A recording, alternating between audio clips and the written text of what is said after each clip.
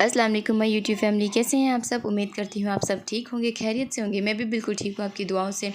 तो यहाँ पे घर के कामकाज समेटने के बाद मैं अभी जाने की तैयारी कर रही हूँ शादी में। सॉरी, शादी नहीं, वलीमे में। शादी तो हो चुकी थी, उसके वलीमे में मैं जा रही। तो यहाँ पे बच्चों को तैयार करने के बाद मैं जा रही हूँ बच्चों को लेकर। तो रास्ते में इतने ज़्यादा ट्रैफिक इतनी ज़्यादा है कि समझ ही नहीं आती कि गाड़ी निकलने भी इतना मुश्किल हो जाती है। हमें पहुंचना था शाम तक 8 बजे तक। तो मैंने कहा, तो बच्चों को समेटते समेटते हम बैठ गए। ट्रैफिक इतनी ज़्यादा मिल गई थी, तो बच्चों को लेके मैं पहुंच गई थी वहाँ पे जाने के बाद हम तैयार ही थे। वलीमा कुछ हॉल में नहीं था, क्योंकि हॉल में उनकी शादी हो चुकी थी और इतनी बड़ी रिसेप्शन वगैरह हॉल वगैरह ऐसा रखा नहीं था। सिंपल सी शादी थी। तो इस बार घर पे बुलाया था उन्होंने वलीमे के लिए। वलीमा उन्होंने घर पे रखा हुआ था। तो हम जा रहे हैं उनके घर पे। तो शादी मेरे ननंद की बेटे की थी। तो उन्होंने अपने मेहमानों को ले जाने के लिए बस लिया था। तो हम सब बस में बैठ के वहाँ तक जाएंगे। तो बस में भी इस सफ़र करने का अलग ही मज़ा आता है। जो म्यूज़िक चल रही होती है, सब लोग इंजॉय कर रहे होते हैं। सब लोग, शादी का एक बस जो होता है उसका मज़ा ही अलग होता है। तो सब उसमें बैठ के गए। तो यहाँ पे हम पहुँच गए। दुल्हन का घर 5वें माले पे था, तो काफ़ी ऊंचा था, सबसे टॉप पे था उनका घर। तो हम वहाँ पहुँच गए। तो बच्चे लेके, मेहमान ज़्यादा नहीं थे, हम ही अपने अपने कुछ भाई बहन वगैरह, मामू वगैरह, ये सब चीज़ लोग ही थे। तो यहाँ पे भांजी है, मेरे शौहर की भांजी है। तो ये प्यारी सी लड़की है।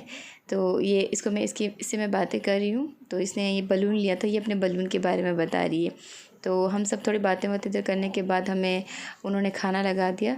तो खाना वगैरह खाने के बाद, दुल्हन की रुखसती वगैरह लेने के बाद हम सब वापस उसी बस में वापस की तरफ, घर की तरफ रवाना हो गए। ज़्यादा देर नहीं की, क्योंकि रात का टाइम है और इतना बच्चे हैं छोटे छोटे सबके पास है, तो फिर थक जाते हैं तो रोना धोना शुरू कर दे। तो इससे बेहतर है हम जल्दी जल्दी घर की तरफ हो ले। तो यहाँ पे हम सब वापस उसी बस में जा रहे थे। तो यहाँ पे गाड़ी में पता नहीं क्यों आयत इतनी तंग कर रही थी। तो मेरे पास तो संभल रही नहीं थी। तो फिर ये उसका कज़न है, तो इसके पास उसको दे दिया था। तो इसके पास ये सेट होके बैठी हुई थी। तो यहाँ पे, वहाँ से हमें काफ़ी रात हो गई थी। तो मैंने सोचा वहाँ पे रात को तो लौटना मुश्किल हो जाएगा। तो वहीं पे मैं अपने ससुराल में रुक गई थी। तो ससुराल की ये सुबह की क्लिप है। तो सुबह मॉर्निंग में उठ के ये मैं बच्चों को नाश्ता बना के दे रही हूँ। मेरे वहाँ पे सब चीज़ें घर के पास ही मिल जाती है। गाड़ियाँ लेके आदमी लोग सामान, चीज़ें वगैरह बेचने के लिए आ जाते हैं। तो ये मेरी सास ने लिए थे यहाँ पे साग, तो चुलाई साग। तो उन्होंने रखा था ला के, तो मैंने उसको भी शूट कर लिया। तो नाश्ता बच्चों को करवाने के बाद मैंने थोड़े बहुत जो बर्तन थे उसको भी थोड़े धो लिए। मेरी सास सारा कुछ कर लेती है, तो थोड़े बहुत मैंने भी हेल्प करा दी, क्योंकि फिर अच्छा नहीं लगता ना। और आयत भी इतनी तंग करती है, उसको रखना फिर मुश्किल हो जाता है। तो अभी आयत यहाँ पे सोई हुई थी, मैंने थोड़े बहुत जो बर्तन बने थे मैंने उसको धो दिए। तो बर्तन वगैरह धोने के बाद, उसके पानी थोड़ा बहुत खुश्क होने के बाद, मैं उसको अपनी जगह में रख रही हूँ। घर काफ़ी चेंज हो चुका है, करीबन 1 से 1.5 साल हुआ होगा। तो मैं वहाँ से आई हूँ, तो काफ़ी हद तक चेंज हो चुका है किचन वगैरह, पर काफ़ी सारी चीज़ें वैसी ही है। तो मैं बस सामान वगैरह वैसे ही रख रही हूँ जैसे जैसे है। तो मैं यहाँ पे सारे बर्तनों को अपने अपने जगह में रख रही हूँ।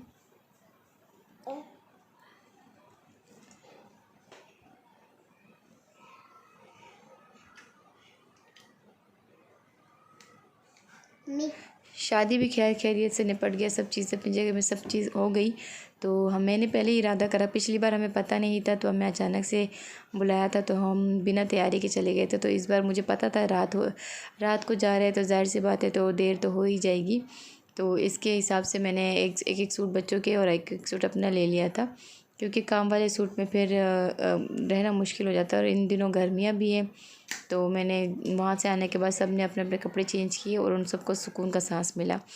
तो यहाँ पे छोले वगैरह, चने वगैरह अच्छे मिल जाते हैं नाश्ते के लिए। तो पहले जैसा टेस्ट तो रहा नहीं है, पर थोड़े चेंज हो जाते हैं। तो यहाँ पे तो हम बच्चे बाहर जाते नहीं थे, तो वहाँ पे बच्चे जाते थे बाहर।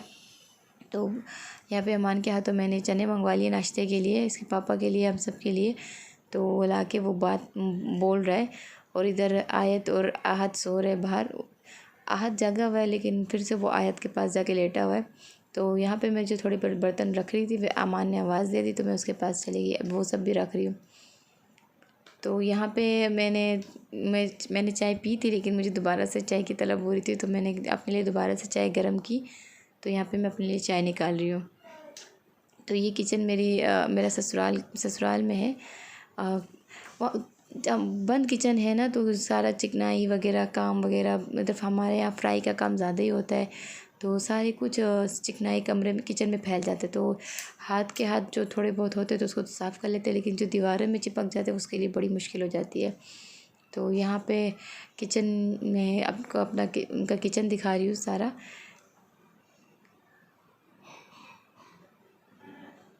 मम्मी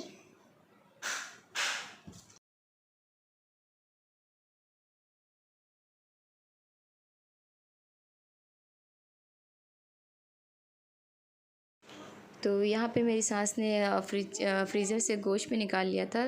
कल फ्रेश आया था तो उन्होंने रखा हुआ था, तो कहा कि आज बना लो, क्योंकि इसके पापा जो आए हुए थे वो गोश्त उनको पसंद है। तो अगर ताज़े हो तो ही वो खाते हैं, वरना फिर 1 से 2 दिन पुराना हो जाए तो वो नखरे करते हैं।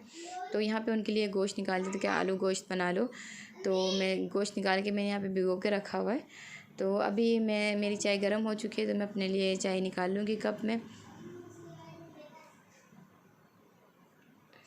चाय मेरे ससुराल में भी बार बार बनती रहती है, क्योंकि वहाँ पे भी चाय बहुत ज़्यादा पीते हैं। तो थोड़ा सा चाय कम होने पे दोबारा से चाय बन जाती है। तो अभी यहाँ पे चाय थोड़ी कम है, दोबारा से मैं इसको चढ़ा दूँगी। मैं अपने लिए यहाँ पे अपने लिए थोड़ी सी चाय निकाल रही हूँ, ताकि मेरी जो चाय की तलब है वो ख़त्म हो जाए।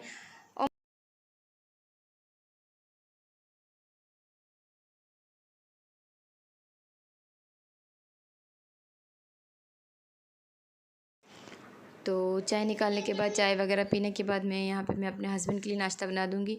उनके नाश्ता करने के जाने के बाद मैं यहाँ पे खाने की तैयारी करनी शुरू कर दूँगी। तो मेरे हस्बैंड ने कल रात को फ्रेश फ़िश लाई थी, तो मैंने कि मछलियाँ लाई थी। तो वो कह रहे कि मैं आज गोश्त नहीं खाऊँगा, तो मेरे लिए मछलियाँ बना दो।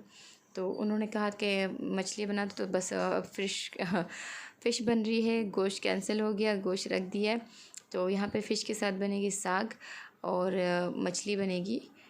तो आज का खाना चेंज हो चुका है, तो आज फ़िश और ये सब कुछ ही बनेगा। तो यहाँ पे रमज़ान की ग्रॉसरी की लिस्ट बनाई जा रही है, यानी कि रमज़ान के जो राशन है उसको लाने के लिए लिस्ट बनाया जा रहा है। तो आज के लिए मेरा व्लॉग बस इतना ही। अगर आपको अच्छा लगे तो प्लीज़ लाइक, शेयर और कमेंट ज़रूर कर दीजिएगा, और बेल आइकन भी प्रेस कर दीजिएगा। अल्लाह हाफ़िज़।